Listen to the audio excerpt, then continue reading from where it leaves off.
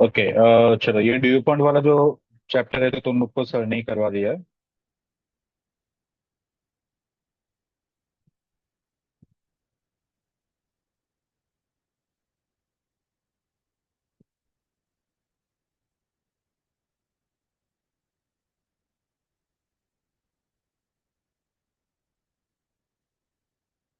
Due point का एक question exam में आएगा ही, कंफर्म आएगा, तो वो सेक्शन 1 से प्रैक्टिकल पार्ट में ये करके ही जाना।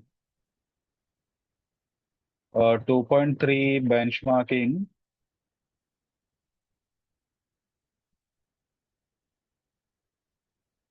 2.4 सिक्स सिग्मा। ये सिक्स सिग्मा और लीन अकाउंटिंग, ये दोनों इंपॉर्टेंट है। मेन सिक्स सिग्मा ज्यादा इंपॉर्टेंट है, वो प्रॉपरली करके जाना है। ज्यादा डिटेल में नहीं जाने, सिर्फ उसका मीनिंग वगैरह तुमको पता रहना चाहिए।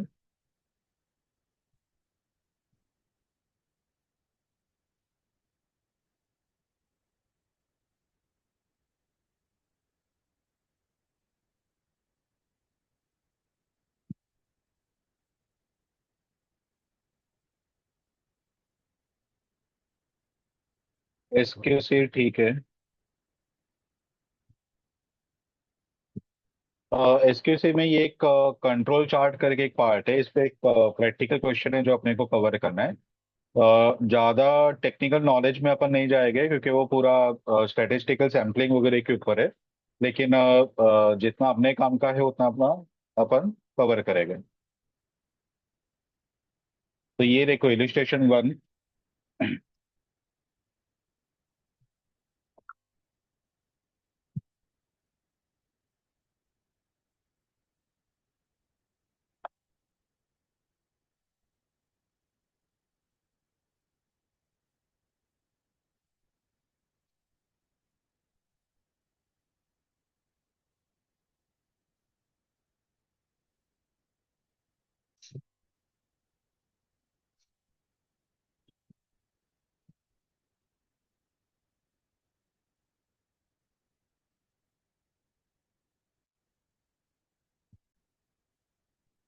ये इलिस्ट्रेशन 1। इलिस्ट्रेशन 1 में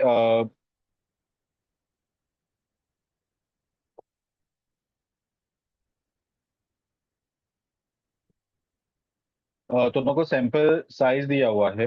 the process that produces bearing housing is investigated. 10 samples of size of 100 are selected. 100 का एक सैंपल का साइज है। वैसे वो लोगों ने 10 सैंपल सेलेक्ट किया, हर एक सैंपल में 100 यूनिट उन्होंने पिकअप किया। तो सैंपल का 10 सैंपल का वो लोग को नंबर ऑफ नॉन कॉन्फ़िगर है, नॉन कंफर्मिंग सॉरी। यहाँ पे देखो उसका नाम दिया हुआ है। तो नंबर ऑफ नॉन कंफर्मिंग कितना है? तो 5 है, 2 है, 3 है, 8, 4, 1, 2, 6 और 3। इतने नॉन कंफर्मिंग है, यानी कि इतने डिफेक्टिव है। ठीक है। This process operating this process operating in statistical control. तो हम लोग को ये आंसर बताना है कि स्टैटिस्टिकल कंट्रोल में कवर हो रहा है कि नहीं हो रहा है, तो इसके लिए कुछ फॉर्मूलाज वगैरह दिया हुआ है।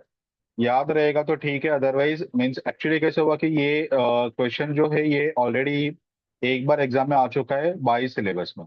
इसके लिए मुझे लगा कि ये करके जाना सेफ रहेगा। तभी देखो, सबसे पहले सैंपल साइज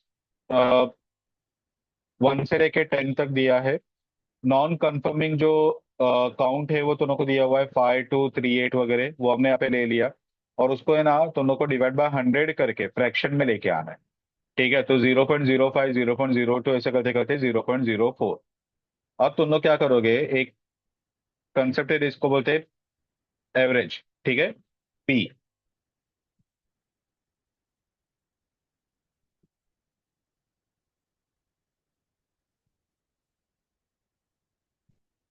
ये मेजर ऑफ प्रोपोर्शन डिफेक्टिव। ठीक है। तो इसको पी चार्ट करके अपन कवर करते हैं, और एक आता है नंबर ऑफ डिफेक्ट कैलकुलेट करना है, उसके लिए एक सी चार्ट करके आता है। जैसे दो चार्ट है जो अपने को यहाँ पे कवर कर रहे हैं। ठीक है। तो अभी पहला वो लोग बता रहे हैं कि प्रोबेबिलिटी क्या है कि डिफेक्टिव प्रोडक्ट आएगा, तो उसके लिए अपन पी रेटर यूज करते हैं। तो इसके लिए सिंपल अपने को क्या करना है, ये सभी को अपन ऐड करेंगे 0.05 से लेके 0.04 तक, और उसको डिवाइड बाय 10 सैंपल से तो डिवाइड बाय 10। ठीक है, तो दोनों को आंसर आएगा 0.038। ये दोनों का एवरेज आंसर आया। अब इसके बाद में दोनों को कंट्रोल का लिमिट फाइंड करना है। तो तीन लिमिट है, एक है अपर कंट्रोल लिमिट, ठीक है, एक है लोअर कंट्रोल लिमिट, और एक आता है कंट्रोल लिमिट। कंट्रोल लिमिट बोला तो ये जो 0.038 आया एवरेज, उसी को अपन बोलते हैं कंट्रोल लिमिट। ठीक है, तो एक ही आया। अब अपर कंट्रोल लिमिट के लिए दोनों का फॉर्मूला है कि ये जो एवरेज कंट्रोल लिमिट है plus 3 into square root of P into 1 - P divide by N। ठीक है, सिर्फ यहाँ पे बीच में प्लस है। ठीक है, यहाँ पे बीच में प्लस है, और यहाँ पे लोअर लिमिट में वो माइनस है। ठीक है, तो ये दोनों को सिर्फ याद करना है कि 3 into P ब्रैकेट में 1 - P डिवाइड बाय N, और यहाँ पे बीच में प्लस आएगा अपर के लिए, और लोअर के लिए बीच में माइनस आएगा। बस ये एक ही चीज दोनों को याद करना है, तो दोनों को ऑटोमेटिकली दो फॉर्मूलाज कवर हो जाएगा। अब ये फॉर्मूला में नंबर रखेंगे तो P यानी कि 0.038, ठीक है, plus 3 into square root of 0.038 minus, sorry 1 - 0.038 divide by 100। Sample size है 100 का। ठीक है, तो दोनों का आंसर मिलेगा 0.095, और वैसे लोअर का आंसर मिलेगा दोनों को माइनस पे 0.02। ठीक है, माइनस पे 0.02।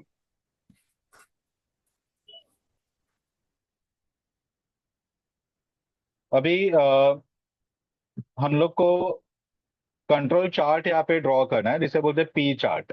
तो पी चार्ट में क्या करने का, तुम लोग को एक अपर लिमिट का लाइन ड्रॉ करने का, यानी कि जो अपर लिमिट अपने को मिला 0.095। ठीक है, तो उसका एक अंदाज से एक लाइन ड्रॉ कर लेने का, एक लोअर का लाइन ड्रॉ करने का जो 0 पे आएगा, और एक मिडल लाइन ड्रॉ करने का जो आएगा ये 0.038। ऐसे तीन लाइन ड्रॉ करने का। और ये जो सैंपल साइज अलग अलग जो अपने अपना था 5, 2, 3, 8 वगैरह, वो अंदाज से दोनों को यहाँ पे ड्रॉ करते जाने का। 5 ऊपर ले लिया, 2 नीचे ले लिया, 3 यहाँ पे आ गया, वैसे। तो ये एक्चुअली प्रिसाइजली ड्रॉ करना पड़ता है, लेकिन उतना प्रिसाइजली तुम लोग वहाँ पे विदाउट ग्राफ पेपर ड्रॉ नहीं कर पाओगे। तो अंदाज से दोनों को इसे ड्रॉ कर लेने का, और यहाँ पे दोनों का सम खत्म हो जाएगा। ठीक है, तो दोनों को सिर्फ ये कंट्रोल चार्ट ड्रॉ करना है, जिसको बोलते हैं पी चार्ट। तो वापस एक बार फास्ट ट्रैक में बताता हूँ क्या करना है। दोनों को क्वेश्चन में 10 सैंपल्स दिया था, और उसमें नॉन कंफर्मिंग कितना यूनिट है वो दोनों को दिया हुआ था। सबसे पहले तो लोग इसको डिवाइड बाय 100 करके फ्रैक्शन में लेके आओगे। ठीक है, बाद में पहले तो लोग फाइंड करोगे एवरेज, एवरेज प्रोबेबिलिटी। वो क्या होगा, तो ये सभी का जो टोटल है डिवाइड बाय 10, तो 0.038 आएगा।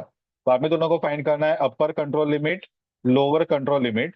अपर कंट्रोल लिमिट यानी कि P plus 3 into square root of P bracket में 1 - P डिवाइड बाय N, और वही लोअर में बीच का जो प्लस है उसको माइनस कर देने का, बाकी दोनों का फॉर्मूला सेम रहेगा। तो दोनों को अपर लिमिट मिलेगा, लोअर लिमिट मिलेगा, और जो एवरेज निकाला वो दोनों का कंट्रोल लिमिट करके मिडल में आएगा। तीन लाइन ड्रॉ करो, एक अपर के लिए, एक लोअर के लिए, और एक मिडल के लिए। और जो भी दोनों के यहाँ पे नंबर ऑफ यूनिट्स है 5, 2, 3, 8 वगैरह, वो अंदाज से यहाँ पे अगर चाहे तो वो जैसे ग्राफ पेपर में दोनों करते हो वैसे दोनों लाइन में नंबर्स दे के दोनों ड्रॉ कर लो, या फिर एक अंदाज से दोनों के से ग्राफ ड्रॉ कर लो, यहाँ पे दोनों का सम खत्म हो जाएगा। ठीक है, इसको बोलते हैं सी चार्ट। ये देखो सिमिलर क्वेश्चन है। तुम लोग को 1 to 10 वीक्स का नंबर ऑफ कंप्लेंट्स दिया हुआ है, और दोनों को सी चार्ट ड्रॉ करना है। अगेन सेम वे, पहले तुम लोग ये टोटल ले लोगे 3, 2, 1 वगैरह। टोटल है 22 डिवाइड बाई 10 यानी कि 2.2 दोनों का एवरेज आ रहा है। ठीक है, ऊपर वाला पी चार्ट था, ये सी चार्ट है। तो 2.22 डिवाइड बाई 10 यानी कि 2.2। बाद में अपर control limit, lower control limit, जो मिडल कंट्रोल लिमिट है वो दोनों का 2.2 ही रहेगा। अपर कंट्रोल लिमिट के लिए फॉर्मूला बन जाएगा √C plus 3 into square root of C। ठीक है, तो 2.2 plus 3 into square root of 2.2, तो आएगा 6.65। वैसे लोअर कंट्रोल लिमिट में से बीच पे प्लस की जगह पे माइनस रहेगा, और दोनों को लोअर कंट्रोल लिमिट अगर नेगेटिव में आए तो उसको 0 पकड़ना है। और सेम वे दोनों को सी चार्ट ड्रॉ करना है। तो पी चार्ट और सी चार्ट सिर्फ बोलते ना कि मेमोराइज करने वाला पार्ट है, दोनों का एग्जाम में क्वेश्चन आता है, इसके लिए दोनों को वो फॉर्मूलाज वगैरह थोड़ा मेमोराइज कर लेने का। बाकी इसके लॉजिक वगैरह में अपने को जाना नहीं है। ठीक है। तो एक सी चार्ट का क्वेश्चन और एक पी चार्ट का क्वेश्चन, ऐसे दो क्वेश्चन ये चैप्टर से श्योर करके जाना, क्योंकि ये ऑलरेडी एग्जाम में एक बार आ चुका है। पता चला क्या? हाँ सर। हाँ sir.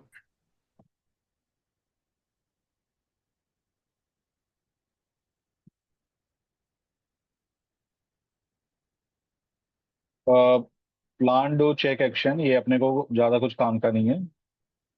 Management information system in digital environment, ये भी थियरी है। टोटल प्रोडक्टिव मैनेजमेंट,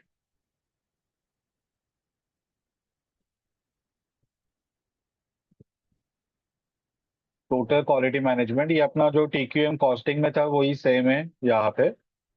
टीक्यूएम का थियरी इंपॉर्टेंट है, तो थोड़ा रिफ्रेश करके जाना। यहाँ पे जो दिया है टीक्यूएम ओवरव्यू, तो ये रीड करके जाना 2.9.2 पेज नंबर 106 पे।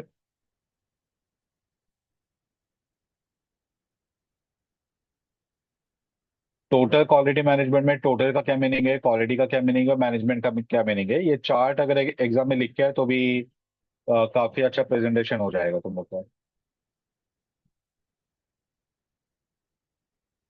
डेटा एनवेलपमेंट एनालिसिस, ये एक टेक्निकल पार्ट है, लेकिन अगेन इसका भी एक क्वेश्चन एग्जाम में आया था, तो अपने को ये थोड़ा सा करना पड़ेगा। इस पे वर्ड है डेटा एनवेलपमेंट एनालिसिस, DEA। ठीक है, DEA। और डिसीजन मेकिंग यूनिट, DMU। ठीक है। तो वो लोग एग्जाम में DEA और DMU से लेटर्स यूज करेंगे, पूरा नाम नहीं देंगे, तो उनको इसका फुल फॉर्म पता रहना चाहिए।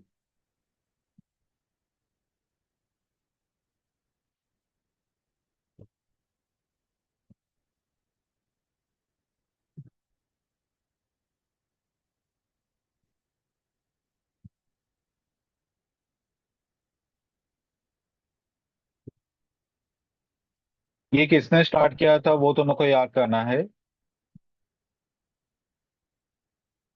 1978 में चांस कूपर और रोड्स, ये तीनों ने मिलकर DEA मॉडल स्टार्ट किया था 1978 में। ठीक है, ईयर के साथ याद करना। ये इनिशियली एग्रीकल्चर फील्ड में सबसे पहले उन्होंने अप्लाई किया था, तब तक इसको DEA करके नाम दिया नहीं गया था।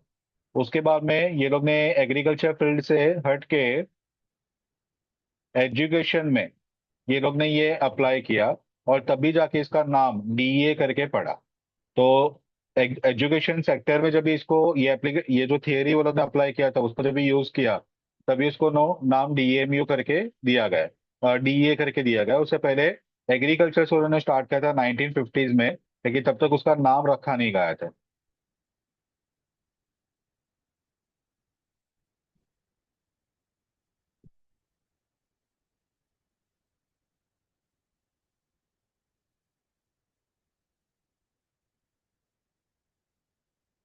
ये पेज नंबर 111 पे सॉल्ड केस 5 में आ जाओ।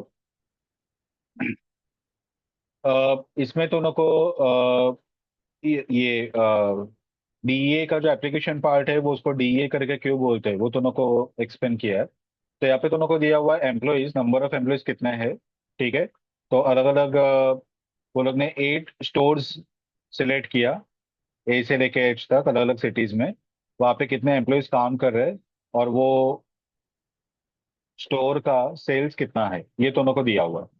ठीक है। तो तुम लोग पहले फाइंड करोगे एफिशिएंसी, जिसको ये N लेटर से डिनोट किया जाता है यहाँ पे, एफिशिएंसी। ठीक है।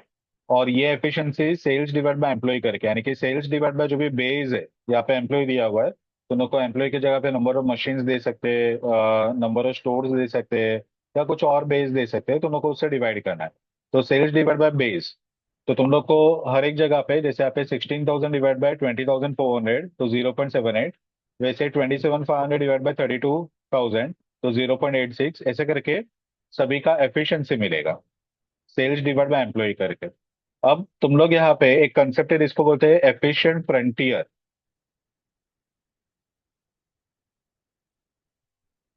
ठीक है, कंसेप्ट है जिसे बोलते हैं एफिशिएंट फ्रंटियर। ये तुम लोग यहाँ पे करोगे। अब एफिशिएंट फ्रंटियर क्या रहेगा? तो ये जो तुम लोग का एफिशिएंसी आया ना, ये एफिशिएंसी में सबसे हाईएस्ट एफिशिएंसी किसका है, वो तुम लोग को चेक करना है। तो सबसे हाईएस्ट एफिशिएंसी जो है वो ये वन का है। वन यानी किसका है वो? डी का। ठीक है, तो स्टोर डी का एफिशिएंसी सबसे ज्यादा आ रहा है, वन आ रहा है। तो वो उसके जो उसका जो ग्राफ तुम लोग ड्रॉ करोगे, लाइन ड्रॉ करोगे, उसको तुम लोग बोलोगे एफिशिएंट फ्रंटियर। ठीक है, वो लाइन को बोलोगे एफिशिएंट फ्रंटियर। तो यहाँ पे ग्राफ में देखो, तुम लोग ने ये पहले डी वाला ड्रॉ किया।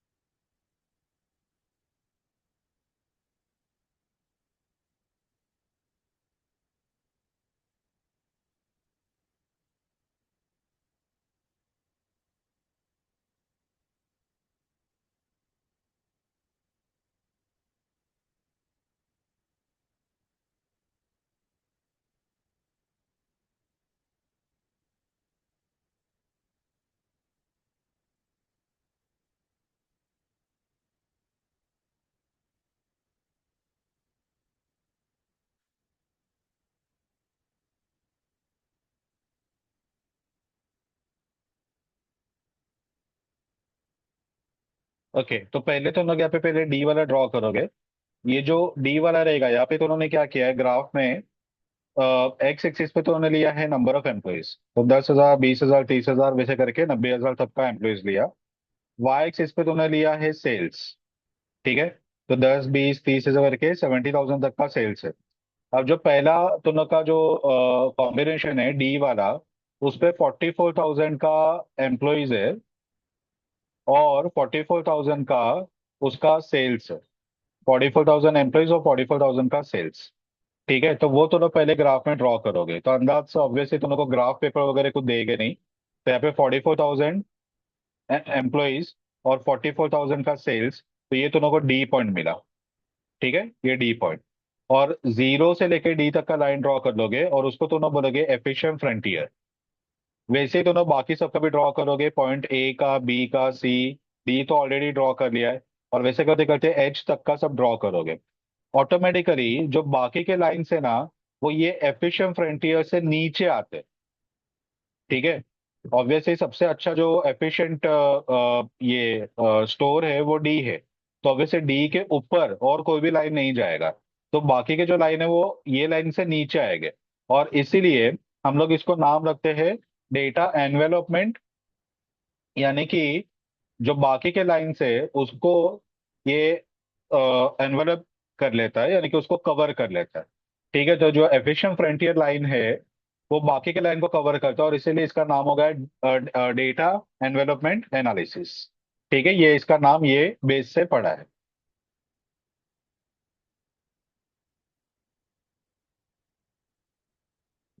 ये सब कुछ काम का नहीं है, रिग्रेशन लाइन वगैरह। दोनों को सिर्फ ये वाला जो चार्ट है ये दोनों को ड्रॉ करना पड़ेगा। ठीक है, तो पहले तुम लोग यहाँ पे एफिशिएंसी फाइंड करोगे, सेल्स डिवाइड बाय एम्प्लॉय। बाद में उस पे जो हाईएस्ट तुम लोग का सेल्स डिवाइड बाय एम्प्लॉय यानी कि एफिशिएंसी जिसका हाईएस्ट है, वो लाइन सबसे ऊपर आएगा, और उसको नाम देने का एफिशिएंट फ्रंटियर। और बाकी के लाइन ड्रॉ करने के, बाकी के लाइन ये लाइन से नीचे रहेंगे। तो अपन बोलेंगे कि ये जो एफिशिएंट फ्रंटियर है वो डेटा एनवेलपमेंट कर रहा है ऑफ डिफरेंट लाइंस, यानी कि बाकी के लाइन को कवर कर रहा है।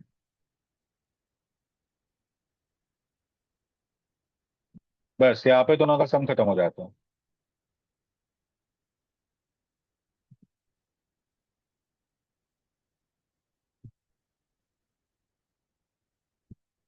ओके चलो अब ये दूसरा क्वेश्चन में आ जाओ। Solved case 6। इस पे तुम लोग को टेबल दिया हुआ है, कैपिटल एम्प्लॉयड दिया है, वैल्यू एडेड दिया है, और वैल्यू एडेड पर कैपिटल एम्प्लॉयड। अब जैसे मैंने बताया कि तुम लोग को एफिशिएंसी वगैरह फाइंड करने के लिए एक बेस चाहिए, तो तुम लोग ने यहाँ पे जो बेस बनाया ना वो वैल्यू एडेड मेन आंसर है, और जो कैपिटल एम्प्लॉयड है उसको बेस बना दिया। तो तुम लोग यहाँ पे फाइंड करो value added by capital employed. ठीक है, तो इसको नाम दे रहे वैल्यूएटेड पर कैपिटल एम्प्लॉयड। तो 1.8 डिवाइड बाय 8.6, तो दोनों का आएगा 0.0, सॉरी 0.209। वैसे ही दोनों बाकी सबका भी ये फाइंड करोगे। ठीक है, तो ये दोनों का बेस बन गया है। अब दोनों का एफिशिएंसी फाइंड करोगे, तो एफिशिएंसी कैसे फाइंड करना है? तो 0.209, 0.9091 जो ऊपर टेबल से हमने लिया। ठीक है, जो हाईएस्ट वाला है वो 100% उसको दे दो, यानी कि हाईएस्ट वाला है 209, बाकी सब उससे कम है, तो उसको 100% एफिशिएंसी दे दो, और बाकी सबको उसके कंपेयर में फाइंड करो। तो 0.091 डिवाइड बाय 0.209, तो कितना परसेंट होता है? तो वो होगा 43.4%। एक बार क्रॉस चेक कर लो यही हो रहा है क्या। हाँ सर, यही आता। ओके, सेम वे 0.179 उसका भी फाइंड कर लिया, 0.130 उसका भी फाइंड कर लिया। ठीक है, तो ये तो उन्होंने एफिशिएंसी का परसेंटेज के टर्म में आंसर निकाल लिया। ठीक है, अब एक कंसेप्ट है जो दोनों को यहाँ पे फाइंड करना है, वो है इनपुट टारगेट। ठीक है, इनपुट टारगेट। तो इनपुट टारगेट,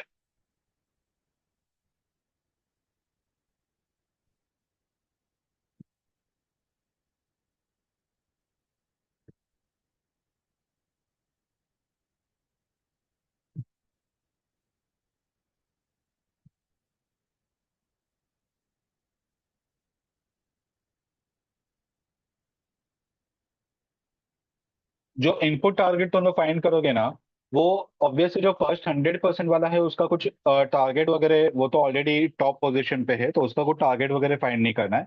लेकिन जो बाकी के दोनों के ऑप्शंस रह गए, यानी यहाँ पे फर्म बी सी डी, उसके लिए दोनों को इनपुट टारगेट फाइंड करना पड़ेगा। अभी इनपुट टारगेट कैसे फाइंड करोगे? तो कैपिटल एम्प्लॉयड दोनों लोगे, 2.2 का कैपिटल एम्प्लॉयड है, और रिलेटिव एफिशिएंसी आ रहा है इसका 4.3, और सॉरी 43.4। ठीक है, तो ये जो 2.2 इंटू 43.4 दोनों फाइंड करोगे, वो दोनों का बनेगा इनपुट टारगेट।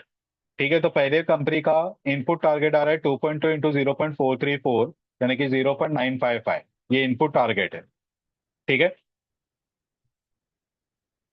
वैसे ही बाकी सब कंपनी का भी दोनों को फाइंड करना है।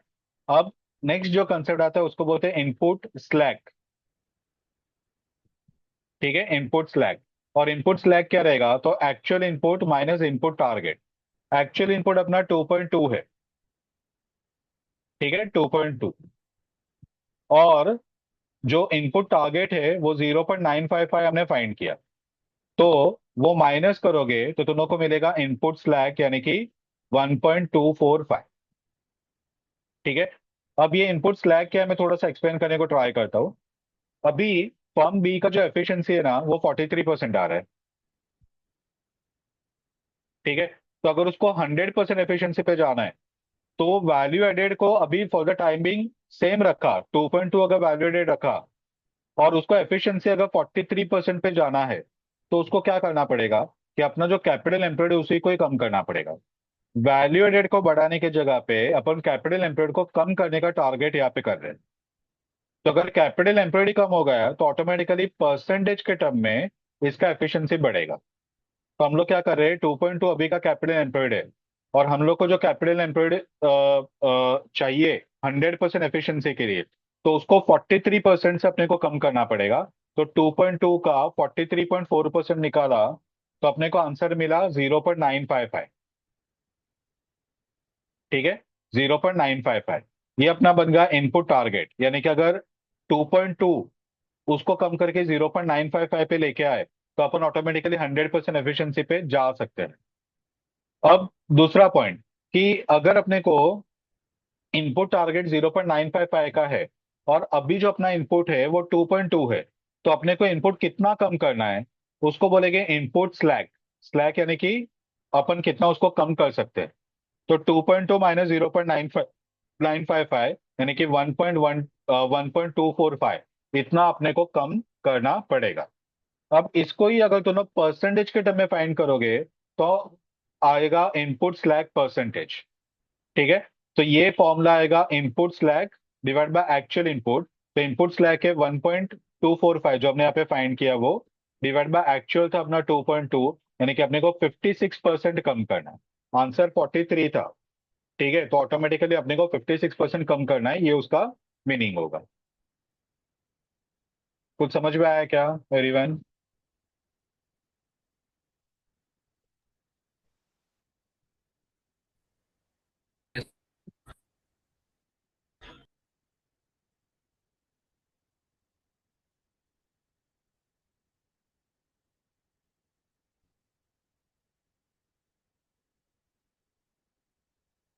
फॉर्मूला सिर्फ याद करना, इनपुट स्लैक का क्या मीनिंग फॉर्मूला है, इनपुट टारगेट का क्या फॉर्मूला है वगैरह।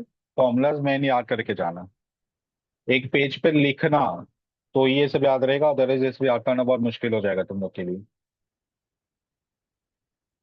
सेम वे जैसे हम लोग इनपुट को एडजस्ट कर रहे हैं अपना परसेंटेज को बढ़ाने के लिए, वैसे आउटपुट को भी एडजस्ट कर सकते हैं। तो अभी आउटपुट स्लैक यहाँ पे कंसेप्ट आएगा। तो अभी अपना अगर कैपिटल एम पे 2.2 ही रखा, अगर हमने वैल्यू एडेड को बढ़ाया तो ऑटोमेटिकली अपन 100% एफिशिएंसी पे जा सकते हैं। ठीक है। तो अपना अभी जो आउटपुट है वैल्यू एडेड वो 0.2 है। तो अगर 0.2 को अगर अपने को 100% पे लेके जाना है तो कैसे लेके जाएंगे? तो जो 0.2 है वो अभी 43% है। 0.2 है वो अभी 43% है। तो 0.2 डिवाइड बाय 43% करोगे तो तुम लोग को वैल्यू एडेड 0.46 मिलेगा। यानी कि अभी तुम लोग का जो वैल्यू एडेड वो 0.2 है, वो अभी बढ़ के 0.46 होना चाहिए। अगर वो 0.46 हुआ तो तुम लोग अपना टारगेट वो अचीव करोगे। इसको बोलेंगे आउटपुट टारगेट। इनपुट टारगेट के लिए इनटू परसेंटेज करते हैं और आउटपुट के लिए डिवाइड करते हैं। क्यों डिवाइड करते हैं? क्योंकि 0.2 ऑलरेडी 43% है। तो 100% कितना? तो इसके लिए अपने को डिवाइड करना पड़ेगा बाय 43%। तो 0.46 ये दोनों को आउटपुट टारगेट मिलेगा। अब आउटपुट स्लैक फाइंड करना है। आउटपुट स्लैक का फॉर्मूला क्या आएगा? तो output target minus actual output. ऊपर ऑपोजिट था, एक्चुअल माइनस टारगेट था। यहाँ पे टारगेट माइनस एक्चुअल है, क्योंकि ऑब्वियसली जो टारगेट है वो बड़ा है और एक्चुअल छोटा है। इसके लिए अपने को पॉजिटिव आंसर के लिए फॉर्मूला को रिवर्स करना पड़ेगा। तो अपने को 0.46 वैल्यू एडेड चाहिए। अपना वैल्यू एडेड 0.2 है। ठीक है। यानी कि अपने को 0.26 से वैल्यू एडेड को बढ़ाना पड़ेगा। और इसका स्लैक का परसेंटेज क्या? तो 0.26 बढ़ाना है फ्रॉम 0.2 ओरिजिनल, यानी कि 130% पे अपने को लेके जाना है। यानी कि 30% ये बढ़ना चाहिए। इसको बोलेंगे आउटपुट स्लैक। ठीक है। तो जैसे इनपुट का आता है एग्जैक्टली सेम वे आउटपुट का आएगा, सिर्फ वहां पे मल्टीप्लाई किया था, यहाँ पे डिवाइड करना है। ठीक है। तो ये दो फॉर्मूलाज है, दोनों को याद करना है। इसके अलावा ये चैप्टर से और कुछ करना नहीं है। इसको और दिया हुआ है कि दो अलग अलग वेरिएबल्स रहेगा, उसका डीएमयू कैसे फाइंड करना है वगैरह, लेकिन वो सब काफी टेक्निकल हो जाएगा, तो वो सब में अपने को जाना नहीं है।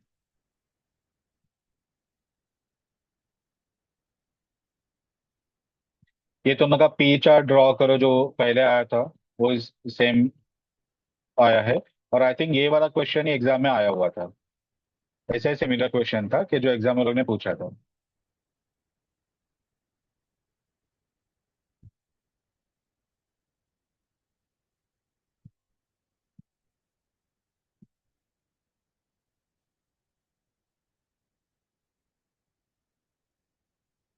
ये इकोनॉमिक एफिशिएंसी यानी तुम लोग का डेरिवेटिव्स वाला चैप्टर, ये ऑलरेडी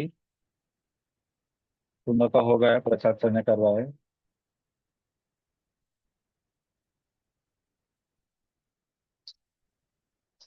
ये डेरिवेटिव्स वाला पार्ट।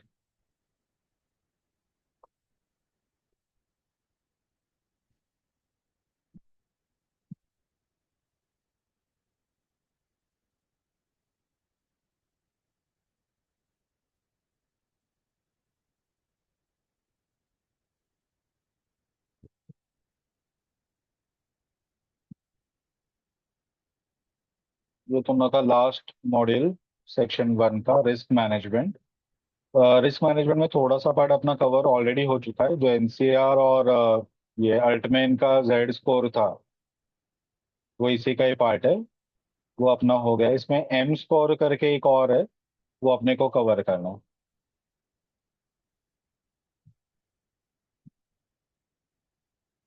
ये तो ना का स्टैंडर्ड डेविएशन वगैरह जो फाइंड करना है वो है। रिस्क बोला तो standard deviation obviously.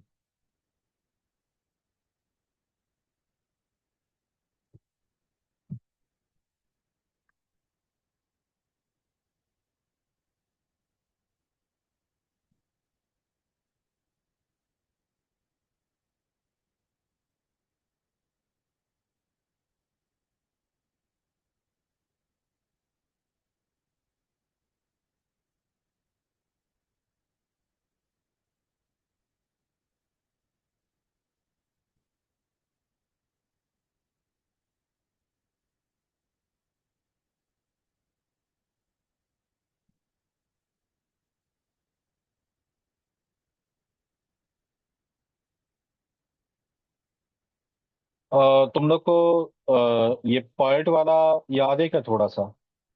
CPN PERT का जो पर्ट था ना, उसको कैप ड्रॉ करते थे अपन, नॉर्मल डिस्ट्रीब्यूशन। हाँ हाँ हाँ। तो ये जैसे अपना वो हाँ एक्स का वैल्यू अपन फाइंड करते थे पहले, वो जेड का वैल्यू, सॉरी, वो जेड का वैल्यू अगर 1 पॉइंट सपोज 8 आया, पॉजिटिव या नेगेटिव आया वगैरह, तो सपोज यहाँ पे वो नेगेटिव आया और अपन ये लाइन ड्रॉ कर रहे, ठीक है, ये लाइन ड्रॉ कर रहे, तो ये ये सही जो है। याद है ना? हाँ।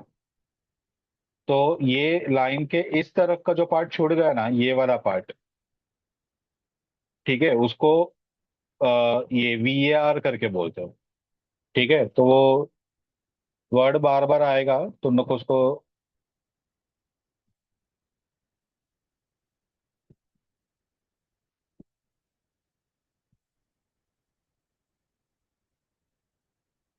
वैल्यू एट रिस्क करके, इसका फुल फॉर्म है वीएआर। ठीक है, तो वैल्यू एट रिस्क एनालिसिस इसको बोलते हैं। तो ये एनालिसिस में अपन ये वाला जो पार्ट है जो अपन कंसिडर नहीं करते, ठीक है, यानी कि ये बाकी का ये एरिया अंडर कवर वाला पार्ट में कवर होगा, ये वाला पार्ट, और ये वाला जो पार्ट है, ठीक है, इसको वीएआर में कवर करेगा। तो ये अपना रिस्क एरिया है। अपन बाकी का पार्ट यहाँ पे कवर कर लेते हैं। जैसे अगर सपोज अपना प्रॉपर्टी का वैल्यू सपोज 100 करोड़ है, और हमने 90 करोड़ का इंश्योरेंस कवर कर लिया, तो 90 करोड़ कवर्ड है, जो बाकी का 10 करोड़ कवर नहीं है वो वीआर में काउंट होगा। एग्जाम्पल के फॉर्म में बता रहा हूँ। तो वो अपने को फाइंड करना है कि वीआर कितना है, इसके ऊपर कुछ सम्स है, वो अपने को कवर करना है।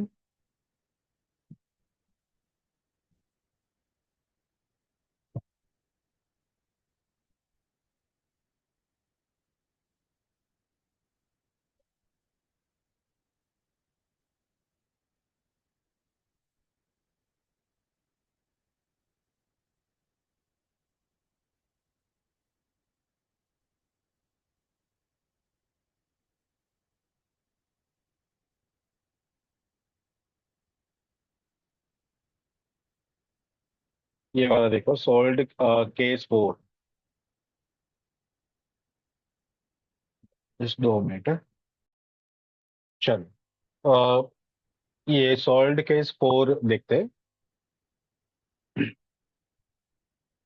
Mister sorry doctor Sheldon is exposure of 10 million shares of Satyam.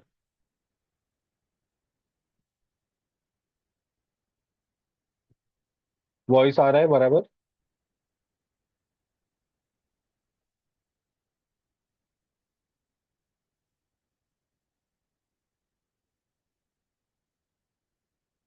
Very one, voice आ रहा है बराबर?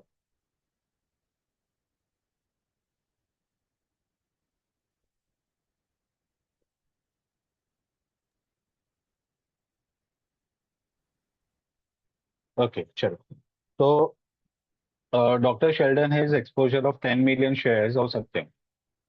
He is interested to know the maximum loss level over 10 days period and he needs to be 99% confident about the estimation. He also knows that yearly volatility is 32%. His friend Dr. Amy posted that the calculation of VAR at n equal to 10, यानी कि 10 दिन का उसको find करना है, x equal to 99% would be exact purpose of Mr. Sheldon. Dr. Amy proceed with the calculation by finding out the daily water volatility at 6% of annual volatility.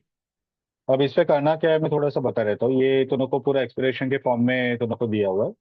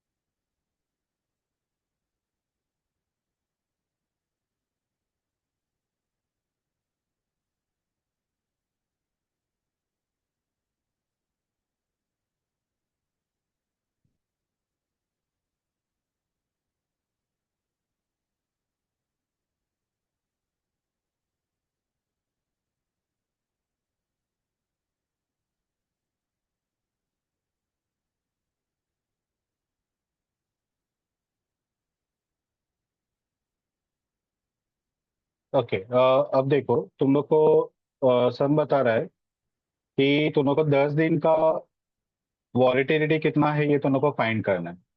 तो n equal to 10, ठीक है, 10 दिन के लिए तुम लोग को फाइंड करना है। वो बंदा बोल रहा है कि मुझे 99% कॉन्फिडेंस चाहिए कि मैं जो आंसर निकालूंगा वो राइट है। ठीक है, तो x इक्वल टू 99, 99% उसको कॉन्फिडेंस चाहिए। सबने बताया है कि उसने, वो बंदे ने सत्यम का शेयर्स खरीदा है और सत्यम का ईयरली वॉलेटिलिटी 32% है, पूरे साल का वॉलेटिलिटी। ठीक है, तो standard deviation for the year वो 32% है। वॉलेटिलिटी बोला तो कितना अप डाउन वगैरह हो रहा है उसको अपन बोलते हैं volatility, so that is nothing but standard deviation. ठीक है, तो वो 32% है। अपने को सबसे पहले क्या करना है कि ये 32% ईयरली है, तो उसके सामने डेली का वॉलिटिलिटी कितना है, तो वो दोनों को सम बताएगा कि daily volatility 6% of annual volatility. Daily का 6% है एज कंपेयर टू एनुअल। ठीक है, तो standard deviation for the day वो आएगा 32 का कितना परसेंट है, 6। कितना होगा जरा बताओ। 2, 1.92 यानी कि राउंडेड ऑफ टू 2।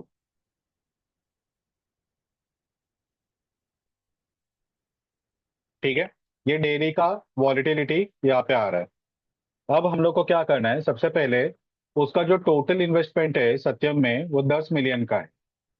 ठीक है, और 10 मिलियन पे एक दिन पे 2% का वॉलिटिलिटी क्रिएट होता है। तो जो एक्सपोजर है, स्टैंडर्ड डेविएशन है ऑफ द डे,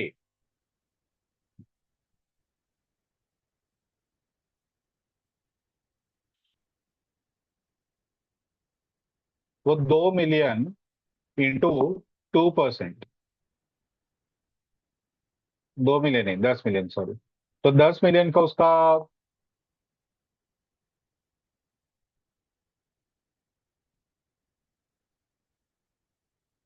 इन्वेस्टमेंट है, उस पर 2% एक दिन में मार्केट चेंज होता है, यानी कि 2 मिलियन का, 2 नहीं आएगा, 0.2 आएगा ना।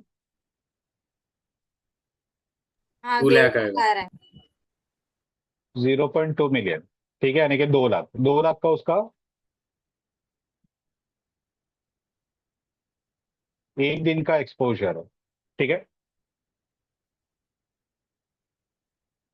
अब हम लोग को यहाँ पे 99% श्योर रह के बताना है कि उसका 10 दिन के अंदर, ये एक दिन का हुआ, वैसे 10 दिन के अंदर उसका कितना वॉलिटिलिटी आ सकता है, ये अपने को उसको बताना है।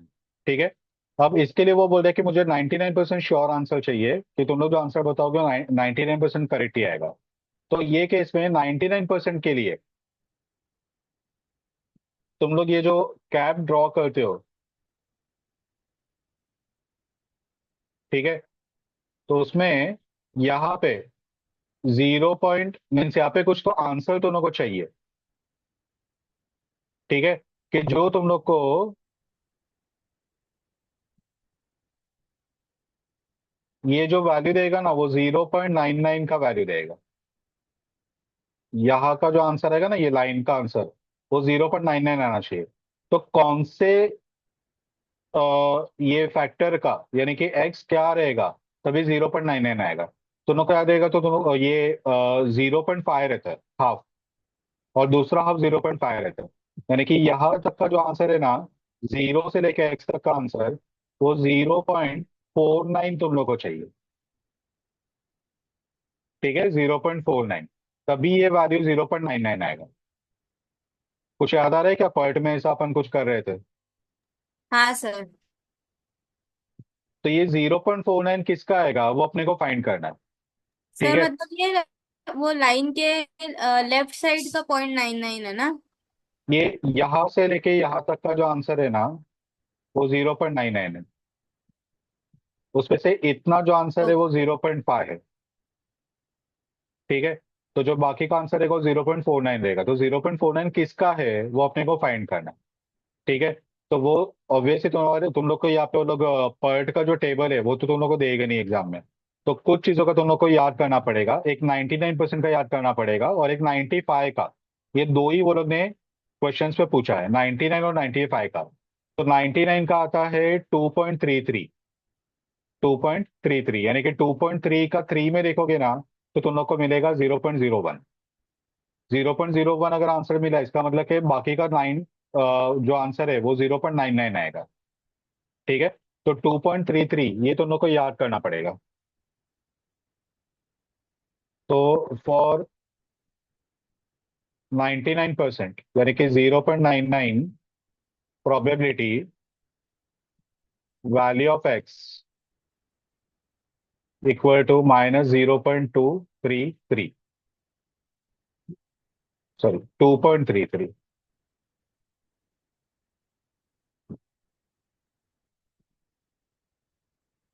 यानी कि 2.3 का 3 में देखोगे तो 0.01 आता है।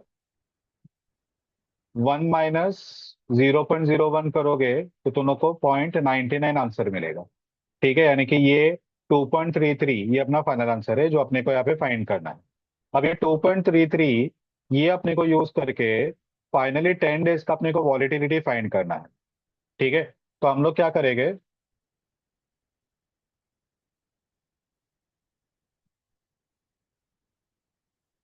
एक दिन का पहले फाइंड करेंगे, 1 डे। तो 2.33 और अपना जो एक्सपोजर है एक दिन का, वो 2 लाख रुपीज एक दिन में मार्केट वॉलेटाइल होता है। तो 99% अगर अपने को आंसर राइट चाहिए, तो उसका 2.33 का VAR अपने को मिला है, तो इसको अपन बोलेंगे VAR। ठीक है,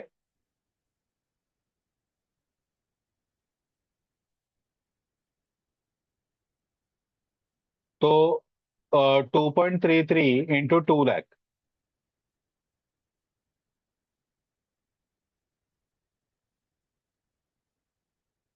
कितना आ रहा है, 4,66,000। 4,66,000। तो जनरली एक दिन में 2 लाख रुपया अप डाउन होता है। ठीक है, लेकिन अगर 99% का आंसर श्योर चाहिए, तो 4,66,000 का अप डाउन होगा, ये उसका मीनिंग होता है वॉलिटिलिटी एक दिन का। वैसे अगर अपने को 10 दिन का फाइंड करना है,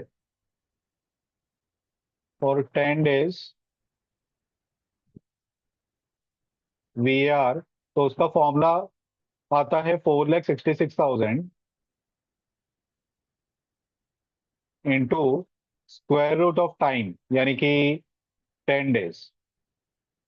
तो 4,66,000 इंटू स्क्वायर रूट ऑफ 10। ये स्क्वायर रूट ऑफ 10 कितना आएगा वो पहले बताओ। 3.1623।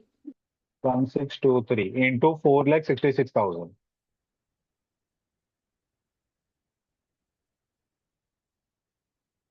14,73,621।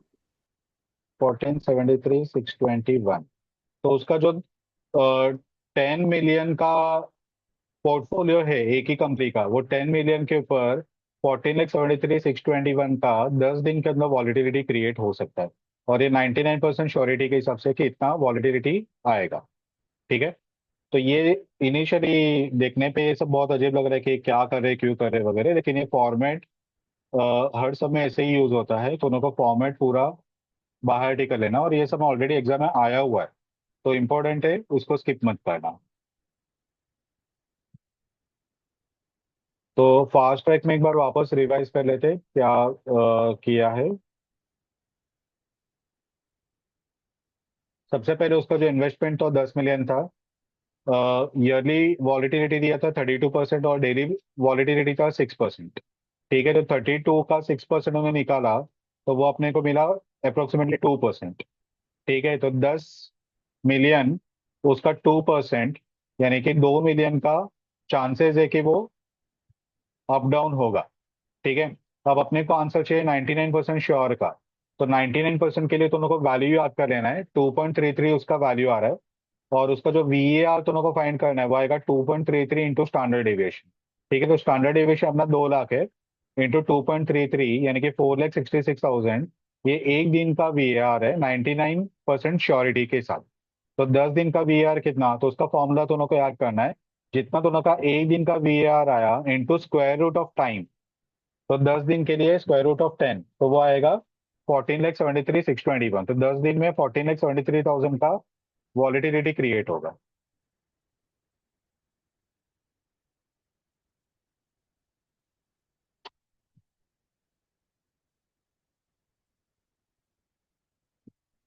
अब उसी को ही एग्जाम्पल को लोग आगे कंटिन्यू कर रहे हैं।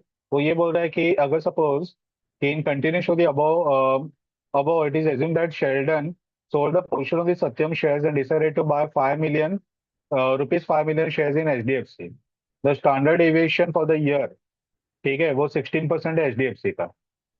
तो तुम लोग को यहाँ पे 99% के लिए HDFC का 10 days का फाइंड करना है। तो सेम लाइन पे ईयरली का 16% है। ठीक है। तो एक दिन का 6% का वॉलिटिलिटी है। तो 16 का 6% तो वो होगा 0.96% है कि 1%।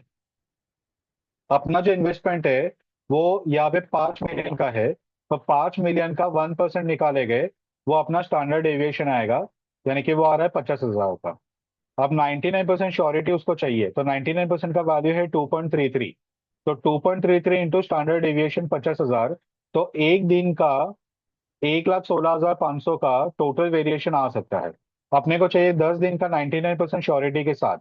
तो 1,16,000 into square root of time यानी कि 10 दिन का टाइम। ठीक है। तो वो होगा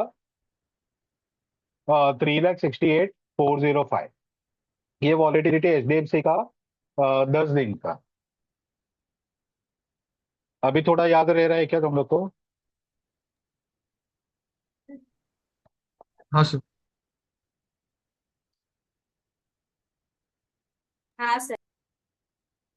यस सर। ओके।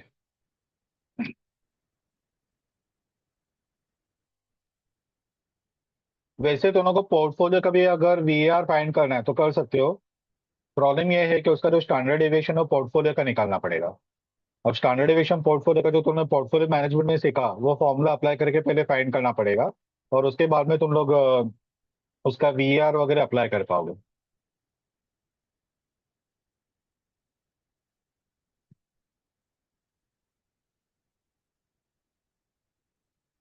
यहाँ पे उसका एग्जाम्पल दिया हुआ है कि पहले जो हमने एग्जाम्पल कवर किया उससे पहले हमने सत्यम का अलग से फाइंड किया और HDFC का अलग से फाइंड किया। लेकिन अगर अपने को अभी पोर्टफोलियो का अगर फाइंड करना है तो कैसे फाइंड करेंगे? तो वो बोल रहा है कि उसके पास दो असेट है, ठीक है, एट द सेम टाइम है। 10 मिलियन सत्यम में इन्वेस्ट किया है, 5 मिलियन एचडीएफसी में इन्वेस्ट किया है, यानी कि टोटल 15 मिलियन का उसका ये इन्वेस्टमेंट है। उसको 10 दिन का वीएआर फाइंड करना है 99% कॉन्फिडेंस के साथ, ठीक है। अब यहाँ पे दोनों को मेन, दोनों शेयर का जो को रिलेशन है वो गिवन है 0.3 है, ठीक है, को relation between Satyam and HDFC. तो तुम लोग को सबसे पहले डेली वॉलिटिलिटी यानी कि स्टैंडर्ड डेविएशन फाइंड करना पड़ेगा। अब स्टैंडर्ड डेविएशन सत्यम का इंडिविजुअली फाइंड किया तो वो जैसे पहले फाइंड किया था 2% था, यानी कि ऊपर का डेटा यूज करना है। ईयरली 32 था और 6% का डेली वॉलिटिलिटी था। तो 32 का 6% यानी कि 2 आया। और वैसे यहाँ पे 16 का 6% यानी कि 1% आया। अब हम लोग को दोनों को मर्ज करके एक सिंगल स्टैंडर्ड डेविएशन फाइंड करना है। तो अब ये कैसे होगा? स्टैंडर्ड डेविएशन अकेले सत्यम का 2 लाख आया था, 10 मिलियन का 2%, और इसका 5 मिलियन का 1% यानी कि 50,000 का आया। अब हम लोग दोनों को कंबाइन करेंगे और एक सिंगल स्टैंडर्ड डेविएशन फाइंड करेंगे जो पोर्टफोलियो का रहेगा, यानी कि सत्यम और एचडीएफसी मिला के। तो फॉर्मूला क्या आएगा? Standard deviation of portfolio equal to standard deviation square of Satyam, standard deviation square of HDFC, plus correlation between Satyam and HDFC into standard deviation of Satyam into standard deviation HDFC. यहाँ पे बीच में प्लस साइन नहीं है, into sign है, by mistake यहाँ पे plus आया है। तो 2 लाख का स्क्वायर, 50,000 का स्क्वायर, टू फॉर्मूला का पार्ट है। कोरिलेशन सबने ले लिया था, 0.3 था कोरिलेशन बिटवीन सत्यम और एचडीएफसी, ठीक है, 0.3। तो वो हमने फॉर्मूला में ले लिया। स्टैंडर्ड डेविएशन सत्यम का इंटू स्टैंडर्ड डेविएशन एचडीएफसी का। अब इसको तुम लोग सॉल्व करोगे तो तुम लोग को स्टैंडर्ड डेविएशन पोर्टफोलियो का मिलेगा जो आ रहा है 2,20,227। तुम लोग इस पे एब्रीविएशन जो अपना खुद का है वो यूज करना, यहाँ पे जो यूज किया है वो मत करना। ये किया है ना तुम लोगों ने, स्टैंडर्ड डेविएशन ऑफ हाँ पोर्टफोलियो? सर, ये किया है। हाँ। तो ये दोनों को स्टैंडर्ड डेविएशन मिला पोर्टफोलियो का 2,20,227, ठीक है। अब तुम लोग क्या करोगे? 99% दोनों को श्योरिटी चाहिए, तो 99% का वैल्यू तुम लोग को बाय का लेना है 2.33 जो पहले हमने फाइंड किया था। तो 2,20,227 इंटू 2.33, तो ये होगा एक दिन का VAR, एक दिन का। और अपने को 10 दिन का चाहिए, तो ये वैल्यू में इंटू स्क्वायर रूट ऑफ 10, ठीक है। तो दोनों को आ जाएगा 16,20,657। ये दोनों का पोर्टफोलियो का VAR दोनों को मिलेगा। समझ में आया क्या? सिर्फ एक स्टेप बढ़ गया, दोनों को स्टैंडर्ड डेविएशन पोर्टफोलियो का निकालना पड़ेगा। अगर वो फॉर्मूला दोनों को नहीं आता है तो तुम लोग ये सम सॉल्व नहीं कर पाओगे। क्लियर है? Yes sir. Yes, sir. Okay.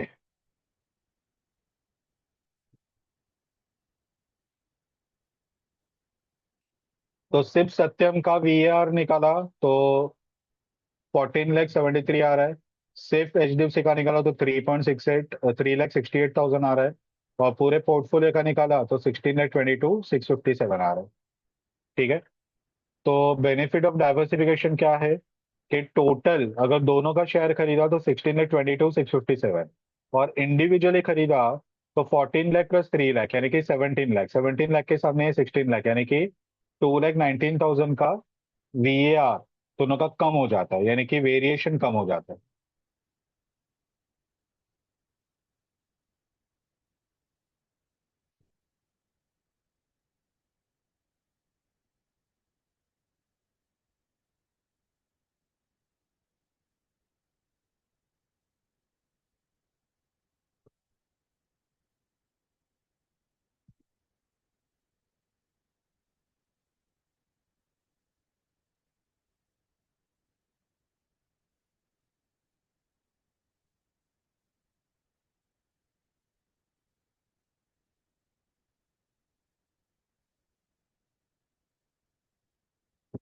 Okay, page number 247 पे आ जाओ।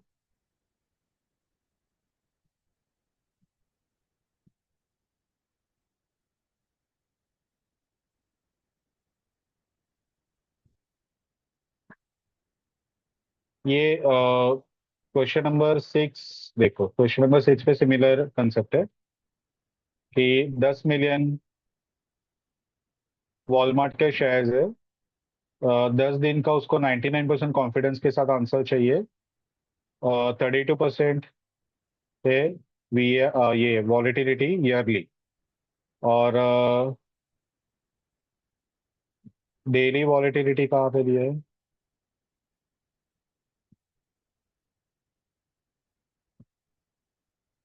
99% चाहिए, डेली वॉलेटिलिटी दिया ही नहीं है।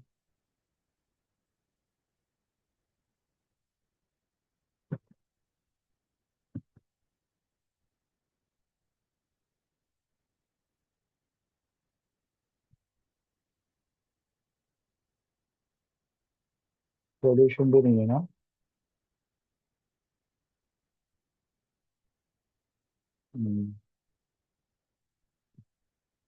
डेली वॉलेटिलिटी दिया नहीं है। अगर नहीं दिया रहेगा तो दोनों को कोई भी एक एज्यूम कर लेना। जैसे वो समय 6% दिया था, दोनों 6% एज्यूम कर लेना, और वहाँ पे नोट लिख देना कि since daily volatility is not being given, it is assume that daily volatility is 6%।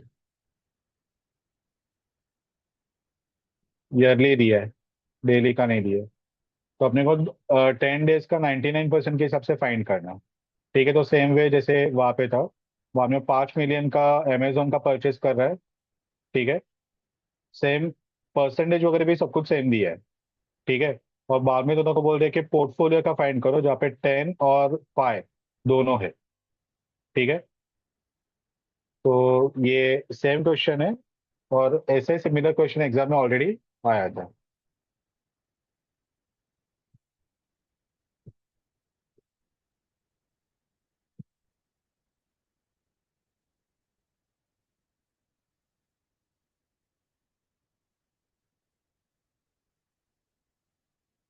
Okay चलो, अभी यहाँ पे आ जाओ, पेज नंबर 221 वापस।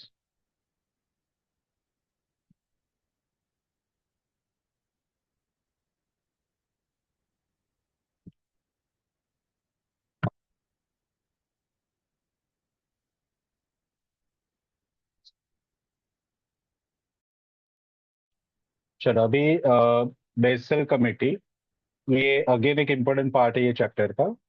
अब बेसल कमेटी बेसिकली क्या है, पहले थोड़ा सा बैकग्राउंड देखते हैं। तो international monetary funds, IMF,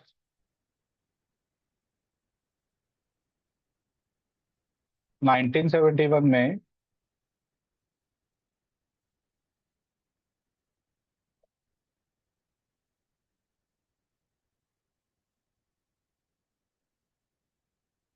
IMF का ब्रेटन वुड सिस्टम एक था। ब्रेटन वुड सिस्टम वो एक लास्ट एक सिस्टम था जो ये एक्सचेंज रेट्स वगैरह का मैनेजमेंट वो संभाल रहा था, और उसको स्क्रैप करके ये लोग ने ये बेसल कमेटी का फॉर्मेशन किया। ठीक है, उसका नाम रखा गया basal committee on banking supervision, BCBS, 1974 में। ठीक है, G10 कंट्रीज के सेंट्रल बैंकर्स ने मिलके इसको फॉर्म किया था। ठीक है, G10 यानी कि एक एसोसिएशन है 10 कंट्रीज का, जो स्पेशली इंडस्ट्रियली काफी ग्रोन कंट्री कंट्रीज थे। तो वो कंट्रीज का एक एसोसिएशन है जो एक दूसरे को हेल्प करने के लिए, और स्पेशली एक दूसरे से ज्यादा IMF को हेल्प करने के लिए वो लोग ने ये एसोसिएशन बनाया था। वो G10 में Belgium, Canada, France, Germany, Italy, Japan, Netherland, Sweden, Switzerland, UK और US, ये 10 कंट्रीज है। ठीक है, तो ये 10 कंट्रीज का जो एसोसिएशन है, ये लोग ने ये बेसल, स्विट्जरलैंड में ये बेसल करके प्लेस है, वहां पे ये एसोसिएशन फॉर्म किया था। तो वो एसोसिएशन का नाम ही हो गया basal committee for banking supervision. और वो लोग ने एक ये banks for international settlement, BIS, जो BIS मार्क अपन फॉलो करते हैं। ठीक है, वो BIS का फॉर्म किया, और ये लोगों ने ये अभी रिसेंटली इसमें 45 मेंबर्स है। अलग अलग सेंट्रल बैंक्स के जो मेंबर्स है, ठीक है, ये लोग के बैंक सुपरवाइजर्स है 28 जुरिस्डिक्शन से, ये अभी वो लोग के मेंबर्स है। इसका काम क्या है, तो जो बैंक्स का वर्किंग है उसको सुपरवाइज करना, बैंक को ज्यादा फुल प्रूफ बनाना। तो बेसिकली होता है सर कि बैंक्स बहुत बार ऐसा करते हैं कि वो लोग एग्रेसिवली अपने बिजनेस को एक्सपांड करने के लिए लोन देना स्टार्ट करती है, ठीक है। अब ये लोग लोन देते हैं तो वॉइस आ रहा है बराबर? हाँ हाँ, सर आ रहा है। आ रहा है ना, ओके। तो ये लोग लोन्स वगैरह देते हैं, तो लोन कभी कभी इतना सारा दे रहे थे कि जब भी उसका एनपीए क्रिएट होगा तो एनपीए का अमाउंट इतना ह्यूज रहता है कि ऑटोमेटिकली बैंक को।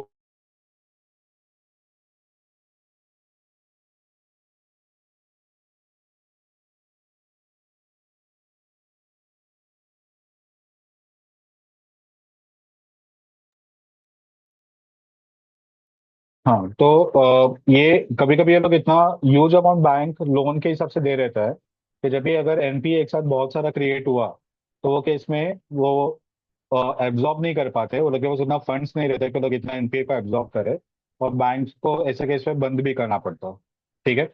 तो ऐसे केसेस को अवॉइड करने के लिए, क्योंकि बैंक वो फाइनेंशियल सिस्टम के बैकबोन है, तो अगर बैंक्स ने अगर ऐसे प्रॉपरली काम नहीं किया तो इसका इम्पैक्ट इंटरनेशनल मार्केट के ऊपर आता है। और इसीलिए ये बेसल कमेटी ने एक पूरा इंक्वायरी करके एक सेटअप फॉर्म किया कि मैक्सिमम ये लोग कितना लोन दे सकते हैं, लोन देने के लिए वो लोग के पास असेट्स कितना रहना चाहिए, खुद के पास पहले कितना फंड्स रहना चाहिए, ये सब चीजों को लोग ने यहाँ पे बेसल कमेटी के अंदर कवर किया है। तो बेसल कमेटी का दो फॉर्म्स है, एक बेसल वन करके है, ठीक है, जो सबसे पहले उन्होंने इश्यू किया था, बेसल वन, ठीक है। उसमें 1988 में ये वो लोग ने डॉक्यूमेंट इशू किया था बेसल वन का। और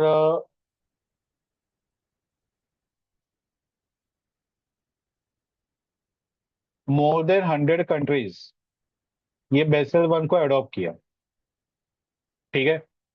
और ये जो भी कंट्रीज ने बेसल वन को अडॉप्ट किया, वो कंट्रीज अपने बैंक के लिए, अपने कंट्री में जितने भी बैंक है उसके लिए कंपलसरी बेसल कमेटी को फॉलो करने के लिए वो लोग फोर्स करते हैं, ठीक है।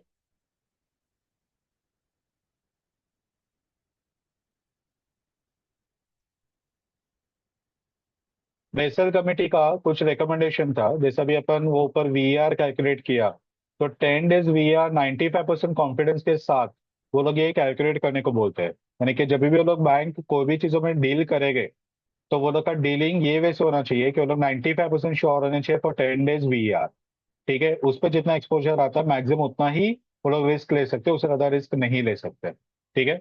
सेकेंड, जो रिस्क वेटेड असेट है, ठीक है, उसका मिनिमम रेशियो लोग ने 8% रखा है। रिस्क वेटेड असेट क्या है, ये अपने को आगे सम्स पे कवर होगा, इसके सम्स है जो अपने को फाइंड करना है। तो वो लोग ने 8% रखा है, ये दूसरा वो लोग का रिकमेंडेशन था। तो पहला रिकमेंडेशन कि जब ये लोग रिस्क कोई भी चीजों में रिस्क वगैरह इन्वॉल्व करेंगे, जैसे क्रूड वगैरह में अगर लोग डीलिंग कर रहे हैं और लोग रिस्क वगैरह ले रहे हैं, तो लोग को 10 डेज का 95% कॉन्फिडेंस वाला रिस्क, उतना मैक्सिमम रिस्क लेना है, उससे ज्यादा रिस्क लेना नहीं है। वो लोग को रिस्क वेटेड असेट उसका रेशियो 8% को मिनिमम फॉलो करना है, ठीक है। ये वो लोग का दूसरा रिकमेंडेशन था। ये लोग ने क्या किया कि बैंक्स का जो कैपिटल है उसको दो पार्ट में डिवाइड किया। एक आया टायर वन कैपिटल और दूसरा आया टायर टू कैपिटल। दो एलिमेंट है, एक आएगा टायर वन कैपिटल, ठीक है, जिसमें आएगा इक्विटी और रिटेन अर्निंग, और दूसरा आएगा टायर टू कैपिटल, जिसमें आएगा जनरल रिजर्व, जनरल प्रोविजन और बाकी के लोन्स वगैरह जो है वो वाला पार्ट। तो ऐसे दो पार्ट में वो लोग ने बैंक के कैपिटल को डिवाइड किया। और ये टायर वन और टायर टू का 8%, ठीक है, उतना ही मैक्सिमम लोग रिस्क वगैरह ले सकते हैं। तो उसका अपन यहाँ पे अभी सम देखते हैं ताकि तुम्हें को समझ में आए कि क्या करना है।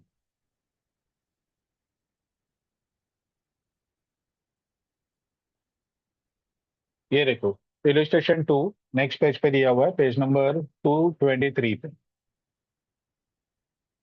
अब तुम लोग को यहाँ पे दिया हुआ है कि following information is available from XYZ bank on 31 मार्च 2022।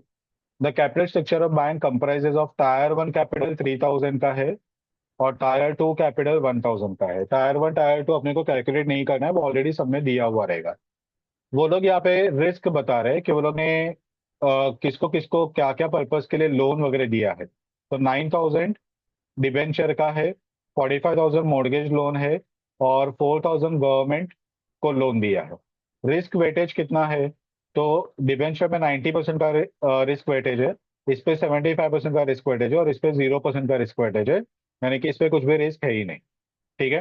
तो पहले तुम लोग को क्या करना है, तुम लोग को फाइंड करना है risk weighted asset. Risk weighted asset ये दोनों को फाइंड करना है, RWA। रिस्क वेटेड एसेट में जितना भी दोनों को रिस्क सब में दिया हुआ रहेगा वो दोनों को सिंपल मल्टीप्लाई करना with the amount of loan given. तो 9000 इंटू 90% यानी कि 8100। दूसरा 45,000 इंटू 75%, तो वो आएगा 33,750। और तीसरा आएगा 4,000 इंटू 0% यानी कि 0। ये तीनों को दोनों को ऐड करोगे तो दोनों को टोटल मिलेगा 41,850। अब दोनों को कैपिटल एडिक्वेसी रेशियो CAR यानी कि कैपिटल एडिक्वेसी रेशियो ये फाइंड करना है। और कैपिटल एडिक्वेसी रेशियो का फॉर्मूला है tier one capital plus tier two capital divide by risk weighted asset. ठीक है। Tier one capital plus tier two capital divide by risk weighted asset. Risk weighted asset हमने अभी find किया 41,850 है। Tier one capital और tier two capital ये sum दोनों को बताएगा। टायर वन का कैपिटल है 3000, टायर टू का कैपिटल है 1000। तो 3000 प्लस 1000 यानी कि 4000 डिवाइड बाय 41,850 यानी कि ये हो रहा है 0.097 यानी कि 9.78%। वो लोग ने क्या बोला है कि ये रेशियो मिनिमम कितना रहना चाहिए, तो ये रेशियो मिनिमम 8% रहना चाहिए। और ये जो बैंक है इसका ये रेशियो आ रहा है 9.78 यानी कि ये 8 से ज्यादा है। अगर ये 8 से ज्यादा है तो वो केस में बैंक को कुछ भी यहाँ पे मीन्स बोलते हैं ना कि एडिशनल फॉर्मेलिटी वगैरह कुछ करने की जरूरत नहीं है। Bank properly capital adequacy ratio follow कर रहा है। रेशियो अगर 8 से कम आया तो वो केस पे जैसे इंडिया में RBI है तो RBI बैंक के ऊपर एक्शन लेगा और बोलेगा कि कैपिटल एडिक्वेसी रेशियो के हिसाब से दोनों को अपना रेशियो बढ़ाना है। ठीक है। और वो बढ़ाया नहीं तो वो केस पे इवन बैंक को कुछ टाइम के लिए सस्पेंड भी करना पड़ेगा और इवन उन लोग का लाइसेंस भी कैंसिल हो सकता है अगर उन्हें वो डिफॉल्ट फॉलो किया तो। ठीक है। तो मिनिमम रेशियो 8% है जो बेसल ने बोला है। तो 8% से ज्यादा अगर ये रेशियो आया तो अपन सेफ है, 8 से कम आया तो अपन प्रॉब्लम में है। पता चला एवरीवन? हाँ सर।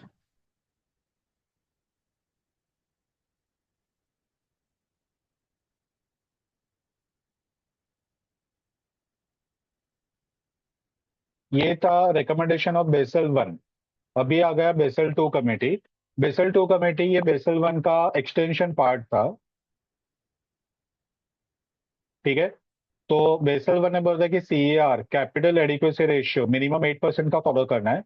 बेसल टू आया और वो इसमें रिस्क में ऑपरेशनल रिस्क, क्रेडिट रिस्क और मार्केट रिस्क, ऐसे 3 टाइप के रिस्क को वो कवर किया। यानी कि ये बोल रहे कि बैंक का जो रिस्क है वो 3 टाइप के रहेंगे, एक आएगा ऑपरेशनल रिस्क, दूसरा आएगा क्रेडिट रिस्क और तीसरा आएगा मार्केट रिस्क। ठीक है। जो 1988 में बेसल वन का कमेटी आया था, फर्स्ट जो उसका आया था, उसके बाद में 1996 में वो अमेंड हुआ और 1998 में, ठीक है, वो इम्प्लीमेंट हुआ था। 2006 में बेसल टू इम्प्लीमेंट हुआ 2006 में। और RBI ने बेसल टू के लिए जो 8% का रिकमेंडेशन था उसको चेंज करके 9% कर दिया। तो बाकी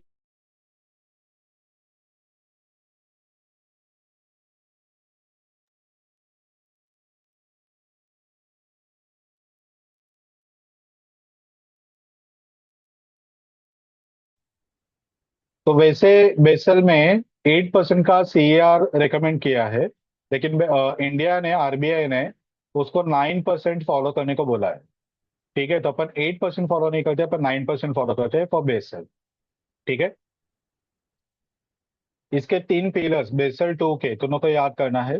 पहला पिलर है मिनिमम कैपिटल रिक्वायरमेंट, यानी कि जो 9% यहाँ पे बोला है आरबीआई ने, ठीक है, वो दोनों को फॉलो करना है। सुपरवाइजरी रिव्यूज रहेगा। सुपरवाइजरी रिव्यू यानी कि RBI time to time banks का ऑडिट करवाएगा, और उस पर रेगुलेटरी जो कंप्लायंसेस फॉलो नहीं किया है तो वो कंप्लाई करने को बोलेगा, तो वो जो बैंक्स उसको पनिश करेगा। और तीसरा है मार्केट डिसिप्लिन। मार्केट डिसिप्लिन में तो उनको आउटसाइड क्रेडिट रेटिंग एजेंसी से अपना क्रेडिट रेटिंग वगैरह भी लेना पड़ेगा। तो ऐसे तीन टाइप के पिलर्स है। पहला, बैंक को कंपलसरी जो कैपिटल एडिक्वेसी है वो फॉलो करना है, जो 9% का आरबीआई ने बोला है। और उसके साथ साथ जो क्रेडिट रिस्क, ऑपरेशनल रिस्क और मार्केट रिस्क है, ये कवर होना चाहिए। ठीक है। दूसरा, कि सुपरवाइजरी रिव्यू होगा, यानी कि बैंक्स का time to time RBI audit वगैरह कराएगा। बैंक को खुद को भी वॉलंटरीली या कंपलसरीली जो ऑडिट आरबीआई स्पेसिफाई करेगा वो करना पड़ेगा। और तीसरा, मार्केट डिसिप्लिन। यहाँ पे वो लोग को क्रेडिट रेटिंग एजेंसीज वगैरह से वो लोग को ये रेटिंग वगैरह लेना है, ताकि पता चले कि अगर वो लोग का बिजनेस काफी कॉम्प्लेक्स है तो वो किस पे, अगर जनरल ऑडिट वगैरह से अगर वो लोग का रिस्क वगैरह नहीं आइडेंटिफाई हो रहा है तो वो किस पे क्रेडिट रेटिंग एजेंसीज वगैरह से अपन रेटिंग लेके उसका जो रिस्क है वो आइडेंटिफाई कर पाए। ये तीन पिलर्स है बेसल टू के।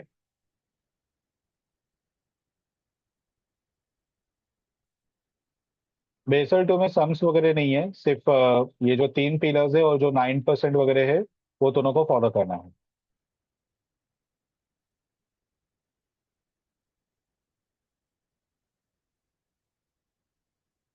चलो अभी लास्ट पार्ट सेक्शन 1 का, कॉर्पोरेट फेलियर का।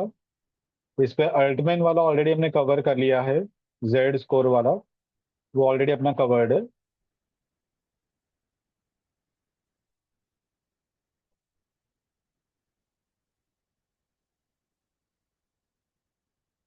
एक बेनिश एम स्कोर करके एक है, वो दोनों को नया पार्ट अभी 2022 के मॉडल में ऐड किया है। अब ये थोड़ा सा कॉम्प्लिकेटेड है, याद कितना रहेगा मुझे डाउट है, क्योंकि इसका जो फॉर्मूला है वो कुछ ये टाइप से है। ये इसका फॉर्मूला है। ठीक है। तो जैसे वहां पे था जेड स्कोर में अल्टमैन का, तो उसे 5 एलिमेंट थे, तो अभी 5 की जगह पे यहाँ पे 8 एलिमेंट है, तो वो 8 एलिमेंट दोनों को याद करना पड़ेगा। तो अब ये कैलकुलेशन पार्ट इजी है, लेकिन ये सब कैसे याद रहेगा वो देखना पड़ेगा। तो ये वाला पार्ट तो वो अपना वो कैलसी का जो मैंने शॉर्टकट बताया उस पर चला जाएगा। तो ये जो वेरिएबल्स है, सॉरी ये कॉन्स्टेंट्स है, 4.84, 0.92 वगैरह, ये सब तो चले जाएगा। जो बाकी का जो पार्ट है, ये DSRI, GMI, AQI, SGI, DEPI, SGAI, LVGI और टाटा। ठीक है। ये एलिमेंट्स को दोनों को याद करना पड़ेगा।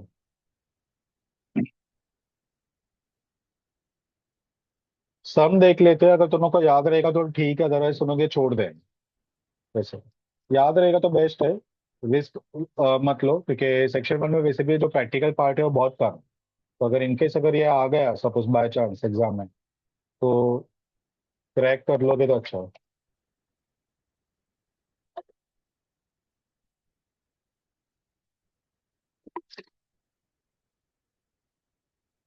तो कैलकुलेशन पार्ट में पहला है DSRI।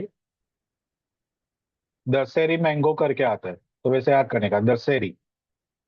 दशहरी कहाँ मिलता है, तो गांव में मिलता है, GMI। ठीक है। दिल्ली का एयर क्वालिटी इंडेक्स बहुत बुरा है, SGI और SGAI, ऐसे दो है, पहले SGI है बाद में SGAI है। ठीक है। तो ये सगाई, और SGI को सजी, तो सगाई के लिए सजी। और डेपी, तो ये याद रह जाएगा, डिप्रिसिएशन का शॉर्ट फॉर्म है डेपी, डिप्रिसिएशन इंडेक्स। ठीक है। ये लवंगी पटाखा अपना, और ये टाटा, टाटा तो याद रह जाएगा। तो दशहरी मैंगो, ठीक है, गांव में मिलेगा, तो GMI। Air quality index Delhi का बहुत बुरा है, तो एयर क्वालिटी इंडेक्स और दिल्ली। ठीक है। सजी सगाई के लिए, तो सजी, SGI और सगाई। ठीक है। लवंगी पटाखा, सगाई में फूटेगा। ठीक है, और टाटा। ये ऐसे कुछ स्टोरी बना के याद करने की कोशिश करो। तो दसरी यानी क्या? तो day sales in receivable index, एक दिन का सेल्स का इंडेक्स। जीएम यानी कि ग्रॉस मार्जिन इंडेक्स, जीपी का ratio. AQI asset quality index, ठीक है। SGI sales growth index. Depreciation depreciation index. SGI sales general and admin expense index. लवंगी के लिए लीवरेज इंडेक्स, और टाटा के लिए total accrual to total asset. ठीक है, ऐसे कितने एलिमेंट हुए? 8 एलिमेंट हुए।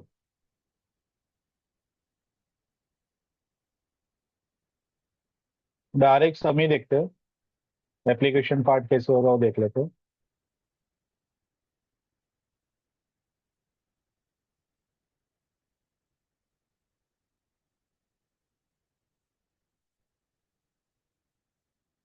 अच्छा, या ये ऐसे डायरेक्ट हम देखो आ सकते हो। वो लोग दोनों को डायरेक्टली ये दसरी, गांव में एक्यूआई, ठीक है, सजी, सगाई, डेपरी, लवंगी और टाटा। ठीक है, तो ये ऑलरेडी दोनों को दिया हुआ है, दोनों को सिर्फ बेनिश एम स्कोर अप्लाई करना है। तो ये तो अपन इजीली याद कर ही पाएंगे, क्योंकि अपना कैलसी का जो शॉर्टकट है उस पर ये भी डाल देने का। तो दोनों को जेड स्कोर का डालोगे, उसके आगे ये कंटिन्यू करने का। लेकिन यहाँ पे ध्यान में रखना कि सभी प्लस वाले साइन नहीं है, पहला साइन नेगेटिव है। तो आपने पॉजिटिव पॉजिटिव पॉजिटिव, वापस पॉजिटिव, यहाँ पे बीच में एक नेगेटिव है, सगाई नेगेटिव है। ठीक है, सगाई नेगेटिव है, लवंगी नेगेटिव है। तो ये दो नेगेटिव है, तीन नेगेटिव है। पहला नेगेटिव से स्टार्ट होता है, सगाई नेगेटिव है और लवंगी नेगेटिव है, बाकी सब पॉजिटिव है। तो दोनों कैल्सी पे डालने के टाइम पे नेगेटिव नेगेटिव में डालना, पॉजिटिव पॉजिटिव में डालना। ठीक है, बाद में दोनों को सिंपल क्या करना है कि ये जो वैल्यूज दे दिया है ना, ये वैल्यूज को दोनों को ये एम स्कोर में रख देना है। ठीक है, तो दोनों को फाइनल आंसर आएगा। ये टेबल बनाने की जरूरत नहीं है, सिंपल यहाँ पे फॉर्मूलाज में ये नंबर डाल दिया ना, दोनों को फाइनल आंसर आएगा, वो ये आएगा 2.72 नेगेटिव, 2.72 नेगेटिव। अब इसका कंक्लूजन कैसे ड्रॉ करना है? तो कंक्लूजन ड्रॉ करने के लिए यहाँ पे वो लोग ने दिया हुआ है कि अगर जो दोनों का वैल्यूज है वो लेस देन 2.22, नेगेटिव 2.22 से कम है, ठीक है, तो कंपनी ने कुछ भी मैनिपुलेशन नहीं किया। मैं इसका बैकग्राउंड बताता हूँ ताकि उन लोगों को समझ में आए कि ये क्या है।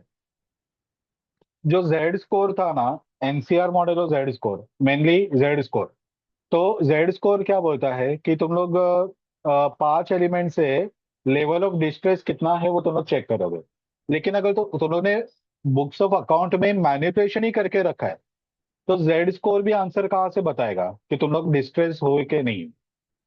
ठीक है, तो इसी के लिए जो कंपनीज बुक्स ऑफ अकाउंट में मैनिपुलेशन करते हैं, यानी कि जो डिस्ट्रेस में जाने वाला है, वो जानबूझ के बुक्स ऑफ अकाउंट को मैनिपुलेट करेगा ताकि वो लोग का जेड स्कोर वो अच्छा दिखाई दे, डिस्ट्रेस में काउंट ना हो। तो ऐसे केस में जो मैनिपुलेटेड अकाउंट है उसको आइडेंटिफाई कैसे करेंगे? तो उसके लिए एम स्कोर फाइंड किया जाता है। ठीक है, तो एम स्कोर में ये अलग अलग जो 8 एलिमेंट है, वो 8 एलिमेंट को वेटेज दिया गया और वो एम स्कोर फाइंड किया गया है। तो अगर दोनों का एम स्कोर 2.22 से कम आता है, नेगेटिव में कम यानी क्या? तो 2.22 से ज्यादा वो नहीं, वो कम वैल्यू गिना जाता है। यानी कि 2.22 नेगेटिव है, उससे छोटा नंबर क्या? तो 2.4 वो उससे छोटा गिना जाएगा। और अगर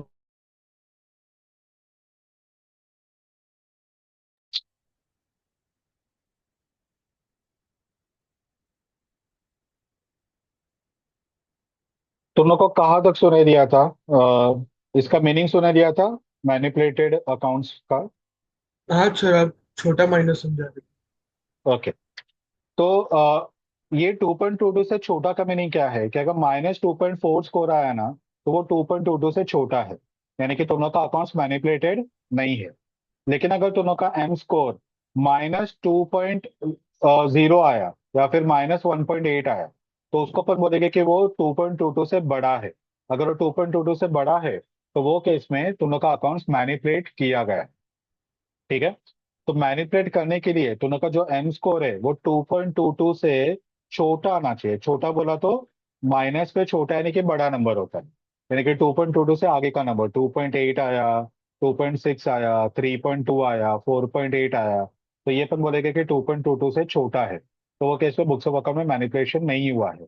और अगर दोनों का एम स्कोर -1.8 आया, 1.5 आया, +1 आया, +2 आया, तो वो केस पे समझ जाओ कि दोनों बुक्स ऑफ अकाउंट में मैनिपुलेशन किया है। ठीक है, तो यहाँ पे ये जो जेड एम स्कोर हमने फाइंड किया वो अपना क्या आया, तो 2.72 आया, -2.72 आया। तो -2.72 यानी कि 2.22 से नेगेटिव है, छोटा है, सॉरी, 2.22 से छोटा है, इसका मतलब कि इसमें बुक्स ऑफ अकाउंट में मैनिपुलेशन नहीं है। ठीक है, ये कंपनी प्रॉपरली अपना बुक्स ऑफ अकाउंट मेंटेन कर रहा है, ये लोग ने कुछ भी अकाउंट से मैनिपुलेशन नहीं किया। समझ में आया क्या? हाँ सर।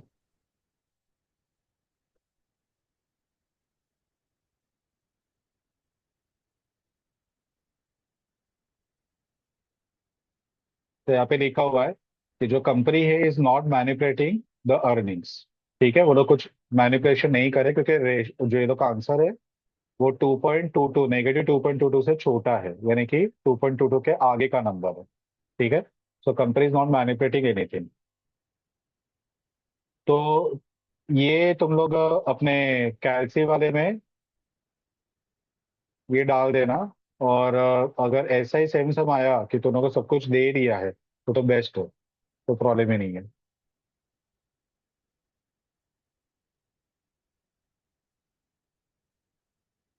एनसीआर मॉडल अपना ऑलरेडी हो चुका है, तो यहाँ पे अपना सेक्शन 1